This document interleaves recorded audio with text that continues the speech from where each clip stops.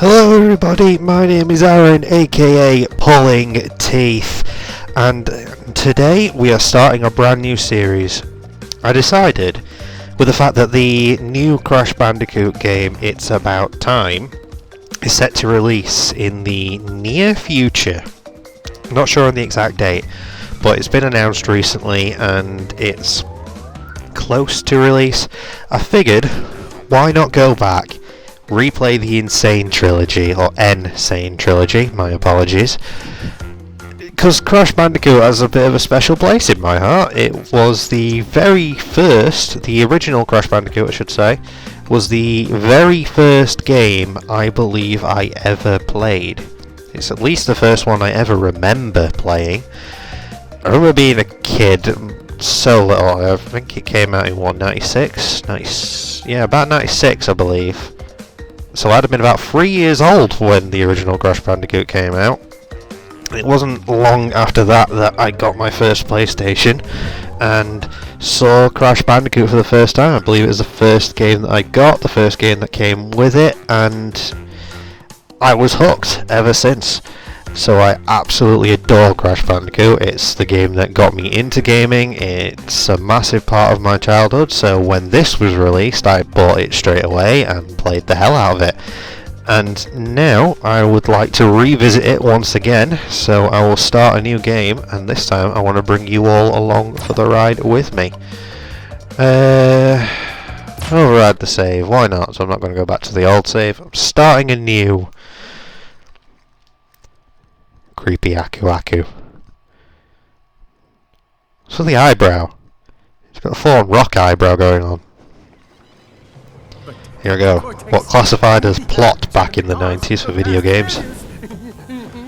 Moron! This Bandicoot will be my general, and he will lead my Cortex Commandos to world domination. Cortex Commandos.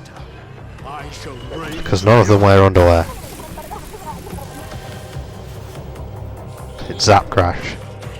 We are closer than ever. I had a little shout outs there to all the characters that appear later on, either in this game or in the series in general.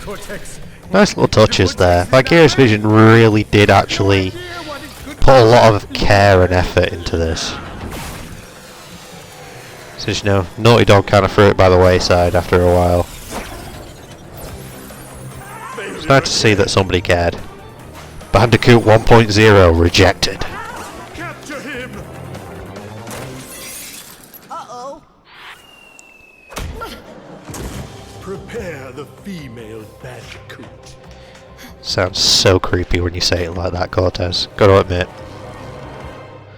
I like how the design for her was like meant to be a Bandicoot anthropomorphic version of Pamela Anderson, because, you know, everyone was horny in the 90s. Here we go. Insane Beach. Let's get this moving. Oh, it feels good to be back, Crash. Although playing this with a capture card, everything being slightly slower is probably going to throw me off quite a bit for a while. So I apologise if I die a lot. What the hell, it's a 90s platformer game. Of course I'm going to die a lot, even if it wasn't slowing me down. I'm just making excuses, really. Go away. And already I've been hit.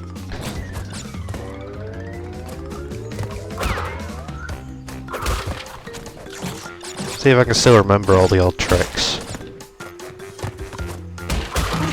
Well, I'm now not going to get my fancy invincibility, you know, rip-off of Mario Gold Star.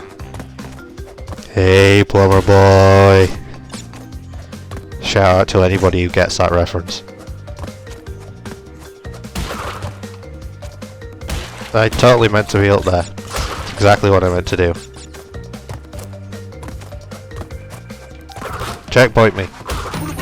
See, I should be invincible now and just running through here like a house on fire, you know. Oh, nice.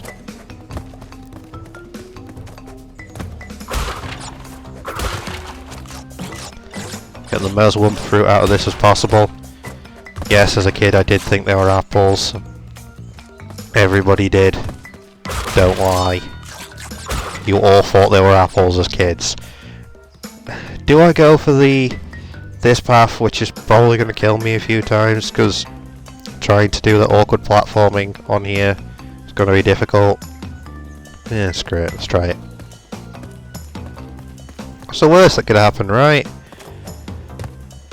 Worst that could happen is I lose all 7 of my lives before I even really get going. Okay.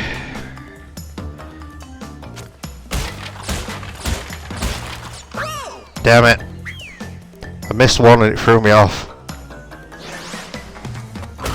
Here we go again. Go away. Go away. Crash is kind of evil. He's just washed up on this beach and he sort of just started committing genocide of the area. Just everything he comes across just gets beaten. Like most video game heroes. They arrive and then they just wreck everything. Just leave the locals alone.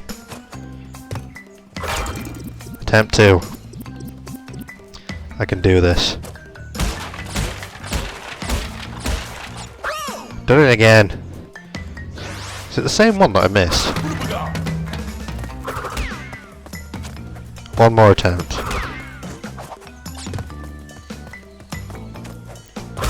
We're about to tell very quickly whether this is going to be an attempt at 100% playthrough or not.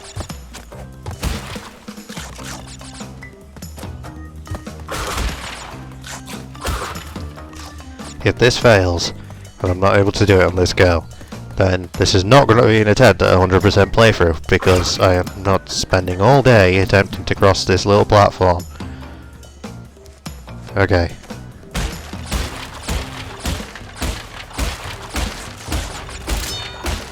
There we go! Now don't die! Okay, I know there are more boxes this way. Boxes! Markiplier shout out. Me shouting out Markiplier, like that's gonna make a difference, because nobody knows who he is. Oh, I've only got one box left and I saw it earlier. Teleport me home! Oh, that was dangerously close. Saved by the fact that Crash has absolutely massive feet. Take me home! Straight out of his ass.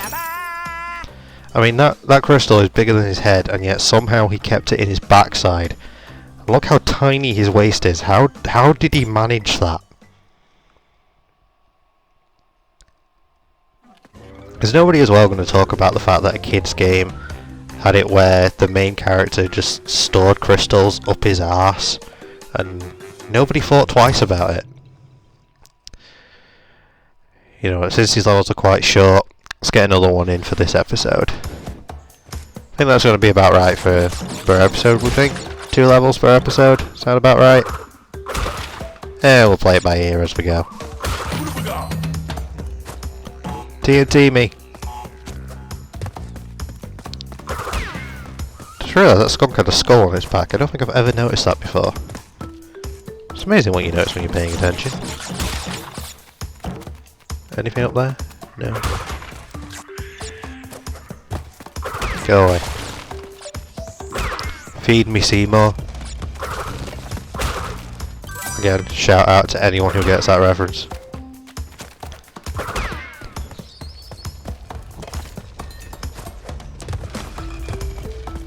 I mean, I want to know who put these here. Like, what kind of weird, elaborate Banksy style ancient artist put all that crap there?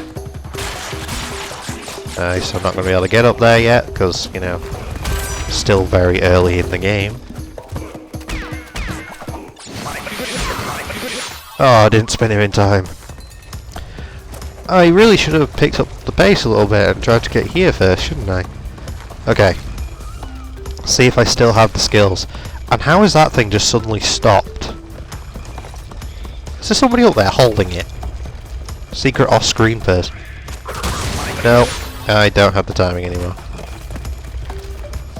But I suppose that's what Aku Aku is there for. He's there to take the bullet for me. Whoa. Alright then. Audrey number 2, or probably 3 or 4 at this stage. No match. See, Little Shop of Horrors would have been over so much quicker. It would have been a lot less impressive of a show if Crash Bandicoot was involved. He'd have just run up and spanned the flower. Here we go. Take me to the bonus stage. Take me home, country road.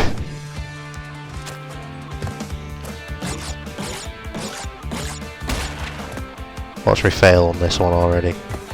The easiest one. Oh no. I might be okay.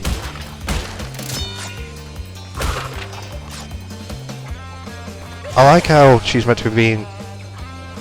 By then. I like how she's meant to be being prepared. Yet, you know, I was doing quotation marks with my fingers there. Forget that you can't actually see me. But she's meant to be being prepared by Cortex. But clearly she keeps escaping herself by the fact she's at the end of every bonus stage. Right. First awkward jump. Got it. Go away. Only missing 3. It's not too bad. Take me away. Great, but I missed 3 boxes. And I don't know where. Probably in the extra bonusy area that I can't get to yet.